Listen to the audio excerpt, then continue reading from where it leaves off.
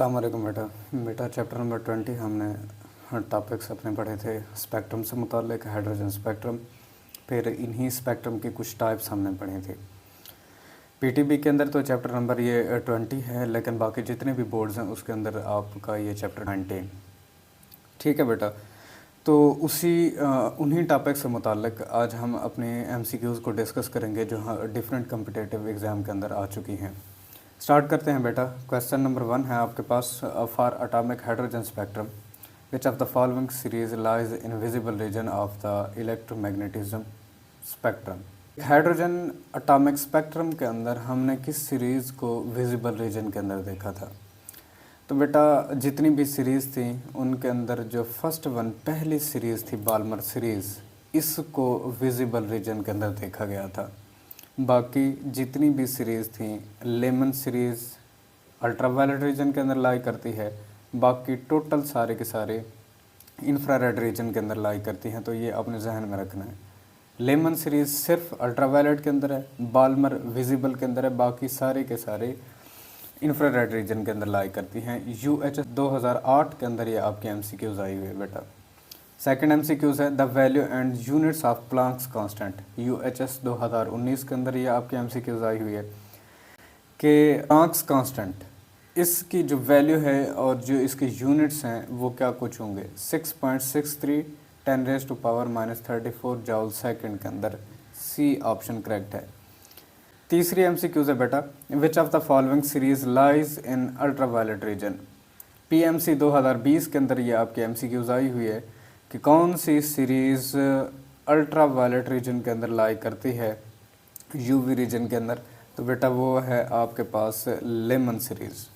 ठीक है, बाकी जितनी सीरीज़ हैं वो सारे के सारे बेटा इंफ्रारेड रीजन के अंदर लाई करते हैं। तो ये तीन आपकी बुक के अंदर दी गई हैं, तो आपने इन्हीं को याद रखना है। Atomic spectra is type of spectra कौन सी है? पीएमसी के टेस्ट के अंदर आपकी एमसीक्यूज़ ये पूछी गई है। एक एटम का जो स्पेक्ट्रा होता है वो किस तरह का स्पेक्ट्रा होता है? बेटा लाइन स्पेक्ट्रा होता है। तीन तरह के स्पेक्ट्रा हमने देखे थे टॉपिक के स्टार्ट के अंदर कि लाइन स्पेक्ट्रा, बैंड स्पेक्ट्रा और कॉन्टिन्यूअस स्पेक्ट्रा। हमने देखा था कि कोई एक सॉलिड बॉडी हो या फिर हमारे पास कोई जैसा कि ब्लैक बॉडी हो गई या हीटिंग फिलामेंट हो गया हमारे पास, ये सारे एक जो स्पेक्ट्रा ज़ाहिर करते हैं वो कॉन्टिन्यूअस, जबकि इसके अलावा जो मॉलिक्यूल हैं ये हमेशा बैंड स्पेक्ट्रा शो करते हैं। और जो एटॉमिक स्पेक्ट्रा होंगे जितने भी हैं, single atom, single isolated atom या जो वेपर्स ऑफ गैस होते हैं एटॉमिक वेपर्स, ये हमेशा लाइन स्पेक्ट्रा ज़ाहिर करते हैं। तो सी ऑप्शन आपका करेक्ट है। Value of the Rydberg constant varies with the atomic number as. Rydberg constant की वैल्यू एटॉमिक नंबर के लिहाज से किस तरह से वेरी करती है? Z³ के डायरेक्ट रिलेशन है, ठीक है, या 1/z² के साथ वेरीज करती है, z² के साथ वेरीज करती है, या z के साथ वेरीज करती है। तो एटॉमिक नंबर के साथ रेडबर्ग की वैल्यू किस तरह से वेरी करती है ये हमने बताना है बेटा। हमेशा एटॉमिक नंबर के स्क्वायर के डायरेक्ट रिलेशन में जाती है। सी ऑप्शन करेक्ट है आपके पास। 6 एमसीक्यूज़ है, spectrum of black body is. PMC के टेस्ट में ये आपकी एमसीक्यूज़ आ चुकी है बेटा कि एक ब्लैक बॉडी का जो स्पेक्ट्रम है किस तरह का होता है। हम ऑलरेडी इसको डिस्कस कर चुके हैं कि कॉन्टिन्यूअस टाइप होता है। ये ऑप्शन करेक्ट है आपके पास। 7th एमसीक्यूज़ है, the ultraviolet radiations is formed by bombarding gas molecules with. Ultraviolet radiations किन पार्टिकल्स को गैस मॉलिक्यूल के ऊपर बम्बार्ड करने से हासिल होती हैं? पीएमसी के टेस्ट में आपके एमसीक्यूज़ आई हुई है बेटा। हमेशा याद रखिएगा बेटा, लेबॉर्ट्री लेवल के ऊपर जो आसान पार्टिकल्स जिनको किसी एटम को किसी दूसरे जितने भी हमारे पास मॉलिक्यूल हैं उनको एक्साइट कराने के लिए इस्तेमाल किए जाते हैं, आसानी से हासिल होने वाले पार्टिकल वो हमेशा इलेक्ट्रॉन्स ही होते हैं। और यहाँ पर भी इलेक्ट्रॉन्स को बम्बार्ड किया जाता है गैस मॉलिक्यूल्स के ऊपर ताकि अल्ट्रावायलेट रेडिएशंस हासिल की जा सके। ये ऑप्शन करेक्ट है आपका। 8th एमसीक्यूज़ है, among the following 4 spectral lines in which of them the photon has highest energy in. दी गई 4 स्पेक्ट्रल सीरीज़ के अंदर कौन सी सीरीज़ के अंदर जो फोटोन हैं वो अपनी एनर्जी हाईएस्ट रखते हैं बेटा, हमने ये बताना है। बेटा अल्ट्रा वायलेट सीरीज़ के अंदर रीजन के अंदर हमेशा जितने भी फोटॉन खारिज होंगे वो अपनी हाईएस्ट एनर्जी रखते हैं। ठीक है बेटा। 9th MCQs है, solar spectra is a type of, हमारे सन का जो स्पेक्ट्रा है वो किस तरह का स्पेक्ट्रा है, कॉन्टिन्यूस है, डिस्क्रीट है या दोनों हैं, इनमें से कोई नहीं। तो बेटा ये कॉन्टिन्यूस स्पेक्ट्रा होता है, ए ऑप्शन करेक्ट है। 10th MCQs, the spectra corresponding to the sodium vapour lamp is, एक सोडियम वेपर लैम्प में से जो लाइट बाहर की तरफ इमिट होती है, अगर उसके स्पेक्ट्रा को ऑब्ज़र्व किया जाए तो ये स्पेक्ट्रा किस तरह का होता है बेटा, ये स्पेक्ट्रा बेटा हमेशा इमिशन स्पेक्ट्रा कहलाता है, कि कोई भी चीज़ अपने अंदर से लाइट को इमिट करा रही है तो इसे इमिशन स्पेक्ट्रम का नाम दिया जाता है। 11th MCQs है, the first spectral series was discovered by, PMC के MCQs है बेटा। पहली स्पेक्ट्रल सीरीज डिस्कवर की गई थी, लेमन ने डिस्कवर की थी, पासन ने, फंड ने डिस्कवर की थी या बाल्मर ने? बेटा हाइड्रोजन स्पेक्ट्रम के अंदर पहली सीरीज बाल्मर ने ऑब्जर्व की थी। 12 MCQs है, when electron jump into the first orbit then the series obtain it, जब इलेक्ट्रॉन पहले ऑर्बिट के अंदर जंप कर जाता है तब जो सीरीज़ हासिल होती है वो सीरीज़ क्या कहलाती है? सीरीज़ के लिए जो हमने रेडबर्ग फार्मूला लिखा था उसके अंदर बेटा जाके देखिएगा, लेमन सीरीज़ के अंदर हमेशा इलेक्ट्रॉन जंप करके जाता है पहले ऑर्बिट के अंदर, तो ये lemon series, A option correct है। 13 MCQs है बेटा, which one is non central force, PMC की MCQs है बेटा आपकी, कि दी गई फोर्सेस में से कौन सी फोर्स सेंट्रल फोर्स नहीं है? पहले तो बेटा इस बात को अंडरस्टैंड करें कि सेंट्रल फोर्स कहते किसे हैं। ऐसी फोर्स जो सेंटर की तरफ एक्ट करे या सेंटर डिपेंडेंट हो, जैसा कि हमने देखा है दो मासेस के दरमियान में फोर्स ऑफ ग्रेविटी पाई जाती है, ये हमेशा उनके सेंटर की तरफ होती है। तो हमने इन फोर्सेस में से बताना है ग्रेविटेशनल फोर्स, अगर आप इसको देखें तो ग्रेविटेशनल यूनिवर्सल लॉ उसके अंदर देखें तो ये फोर्स हमेशा 1/r² के प्रोपोर्शनल होती है, मतलब सेंट्रल डिपेंडेंट है। न्यूक्लियर फोर्स, कोलम फोर्स भी 1/r² के साथ वेरी करती है। स्प्रिंग फोर्स को भी देखें तो ये सेंट्रल फोर्स है।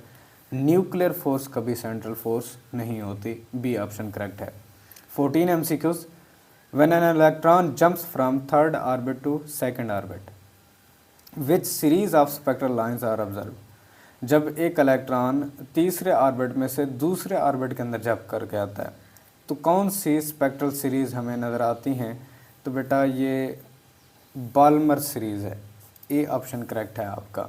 उसकी वजह बाल्मर सीरीज़ के अंदर देखें तो इलेक्ट्रॉन जिस भी ऑर्बिट में से आए लेकिन सेकंड ऑर्बिट के अंदर स्टे करेगा, तो दूसरे ऑर्बिट के अंदर आता हुआ इलेक्ट्रॉन हमेशा बाल्मर सीरीज़ के अंदर अपनी स्पेक्ट्रल लाइंस दिखाता है। 15 MCQs है, in an hydrogen atom which of the electronic transition would involve the maximum energy change, एक हाइड्रोजन एटम के अंदर कौन सी इलेक्ट्रॉनिक ट्रांजिशन हमेशा ज़्यादा से ज़्यादा एनर्जी चेंज इन्वॉल्व कराती है? वो हमने एटॉमिक ट्रांजिशन बतानी है बेटा, कि कहाँ इलेक्ट्रॉन किस ऑर्बिट में से किस ऑर्बिट के अंदर आकर लाई करेंगे। पहली ट्रांजिशन है बेटा कि N2 से लेकर N1 तक, सेकंड ऑर्बिट में से फर्स्ट ऑर्बिट के अंदर है। अब जो ट्रांजिशन होगी क्या ये हाई एनर्जी चेंज रखेगी? बी ऑप्शन है n=3 to n=1, third orbit में से फर्स्ट ऑर्बिट के अंदर आए, क्या इससे ट्रांजिशन के दौरान इलेक्ट्रॉन ज़्यादा एनर्जी रखेगा? सी ऑप्शन है n=4 to n=2, fourth orbit में से सेकंड ऑर्बिट के अंदर आए, क्या इस ट्रांजिशन के दौरान ये ज़्यादा से ज़्यादा एनर्जी चेंज रखेगा? डी ऑप्शन है n=3 to n=2 कि एक इलेक्ट्रॉन हमेशा थर्ड ऑर्बिट में से सेकंड ऑर्बिट के अंदर आए। तो हमेशा देखिए बेटा, अगर एनर्जी लेवल्स के दरमियान में फ़र्क ज़्यादा हो तो उन फ़र्क की वजह से ही उनके दरमियान में जो एनर्जी डिफरेंस होता है वो ज़्यादा से ज़्यादा होता है। अब देखिए थर्ड ऑर्बिट से जब फर्स्ट के अंदर आएगा तो इनका डिफरेंस 2 के बराबर हो जाता है, बाकी में 1 का आ रहा है और यहाँ पर n=3 है। ठीक है बेटा, तो सब में यहाँ पर भी एक, यहाँ पर भी एक, यहाँ पर भी एक, लेकिन यहाँ एनर्जी डिफरेंस 2 है, तो यहाँ ज़्यादा से ज़्यादा एनर्जी चेंज होगी, बी ऑप्शन करेक्ट है। 16 MCQs है, transition from state n is equal to 4 to n is equal to 3 in an hydrogen like atom results in ultraviolet radiations. Infrared radiations will be obtained in the transition from, कि एक hydrogen जैसा एक atom है बेटा, उस atom के अंदर जिसकी स्ट्रक्चर हाइड्रोजन की तरह है, वहाँ इलेक्ट्रॉन एक फोर्थ ऑर्बिट में से थर्ड ऑर्बिट के अंदर आते हुए ये अल्ट्रावायलेट रेडिएशंस खारिज करता है। अब इसी ही एटम के अंदर अगर हमने इंफ्रारेड रेडिएशंस हासिल करनी हो तो ट्रांजिशन कहाँ से कहाँ होगी, वो हमने ट्रांजिशन बतानी है बेटा। तो बेटा यहाँ पर हमने गौर रखनी है कि कौन से ऑर्बिट के अंदर इलेक्ट्रॉन वापस आए, तब जाकर जो ट्रांजिशन होगी वो हमारे पास किस तरह की होगी, इंफ्रारेड टाइप होगी। तो डी ऑप्शन बेटा आपका करेक्ट है। इसके अंदर हमेशा याद रखिएगा, फिफ्थ ऑर्बिट में से जब फोर्थ ऑर्बिट के अंदर आएगा तब ये एनर्जी जो स्पेक्ट्रम है वो शिफ्ट हो जाएगा इंफ्रारेड की तरफ। उसकी वजह कि यहाँ पर इनकी जो वेवलेंथ है वो शॉर्टर हो जाती है, और वेवलेंथ के शॉर्टर होने के लिए इन ट्रांजिशन से आगे किसी एक ट्रांजिशन के ऊपर जाना पड़ेगा। ठीक है बेटा। 17 MCQs है, sun spectra also has dark lines in pattern which corresponds to, अगर सन के स्पेक्ट्रा को ऑब्जर्व किया जाए तो इसके अंदर डार्क लाइंस पाई जाती हैं इसके स्पेक्ट्रम पैटर्न के अंदर। वो कहता है कि इसकी वजह क्या है, क्या ये एब्जॉर्प्शन की वजह से है या ये इमिशन की वजह से है, फ्री पार्टिकल्स की वजह से है। तो बेटा हमेशा याद रखिएगा, डार्क लाइंस का नज़र आना तो इसका मतलब है वो वेवलेंथ अब्सेंट है, वो वेवलेंथ स्पेक्ट्रम के अंदर मौजूद नहीं है। और अगर कहीं पर वो वेवलेंथ मौजूद नहीं है तो उनसे मुताल्लिक आपको कलर भी नज़र नहीं आते, तो इसीलिए डार्क इसको कहा जाता है। हमेशा वेवलेंथ का ना मौजूद होना एब्जॉर्प्शन प्रोसेस में से हो जाता है। ठीक है बेटा। तो एब्जॉर्प्शन की वजह से ही कुछ डार्क लाइंस हमें दिखाई दे रही होती हैं सन के स्पेक्ट्रा के अंदर। 18 MCQs है, spectral lines is like of absorbed और emission energy in the spectrum. Spectral lines हमेशा किसकी तरह की होती हैं, चाहे वो एब्जॉर्ब हो रही हों या इमिट कर रही हों एनर्जी को किसी एक स्पेक्ट्रम के अंदर। ये फिंगरप्रिंट पैटर्न की तरह होती हैं, डिस्चार्ज पैटर्न की तरह होती हैं, या नन ऑफ दिस।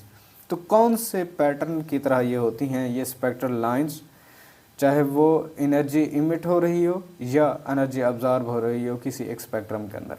तो हमेशा याद रखिएगा बेटा, ये फिंगर प्रिंट पैटर्न की तरह की होती हैं, बिल्कुल वाज़े अलग थलग होती हैं ये स्पेक्ट्रल लाइंस।